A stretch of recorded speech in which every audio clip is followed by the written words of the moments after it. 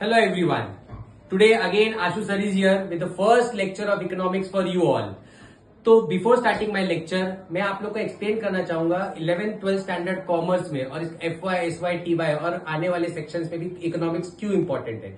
Basically economics एक ऐसा topic है जहां पे उन्होंने समझाया है कि आज के जमाने में और आते हुए पुराने जमाने से लेके अब तक हमारे पास वांट्स और desire that's are unlimited for anybody which are connected or collected within a limited resources.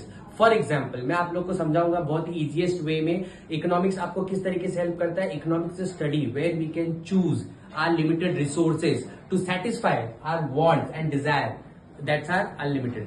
जैसे कि मार्केट में आप जाते हो, आपके पास लिमिटेड रिसोर्सेज है, आपका पैसा, आप अगर 500 रुपए लेके जा रहे हो और आपको कई सारी चीजें पसंद आ गई, जैसे अगेन अ न्यू एग्जांपल, हम कहीं पे मोबाइल खरीदने गए, we wanted to buy a iPhone, but वहां जाने के बाद हमको वहां पे एक हेडफोन भी बहुत अच्छा पसंद आ गया।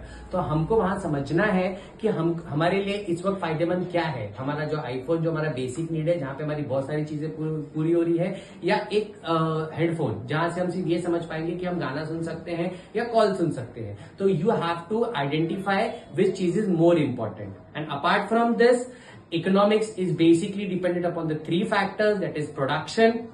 As you all know what is production, नहीं पता होगा तो again I will explain you. Production, distribution and consumption.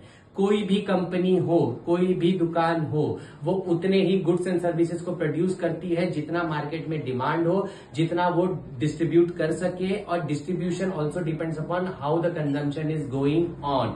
जैसे कि आप किसी राशन की दुकान पे गए, अब उस राशन की दुकान पे आप हमेशा डेयरी मिल्क खरीद रहे हो, उसे पता है कि मेरे रेगुलर 10 कस्टमर है जो डेयरी मिल्क लेके ही जाएंगे, तो वो हो गया उसका कंजम्पशन। तो कंजम्पशन के हिसाब से वो कंपनी वालों को बताएगा कि मुझे ज्यादा से ज्यादा डेयरी मिल्क की जरूरत है, तो वहां पे प्रोडक्शन इंक्रीज होगा। प्रोडक्शन इंक्रीज होगा तो ऑटोमेटिकली आपका डिस्ट्रीब्यूशन भी इंक्रीज होगा। तो this is the concept of economics. अब आने वाले लेक्चर्स में जो मैं आपको कल इंट्रोड्यूस कराऊंगा उसमें आपको मेन ब्रांचेस ऑफ इकोनॉमिक्स पता चलेंगे, जिसके बगैर पूरा इकोनॉमिक्स खाली है, that is micro economics and macro economics. तो thank you for the day and wait for my next lecture.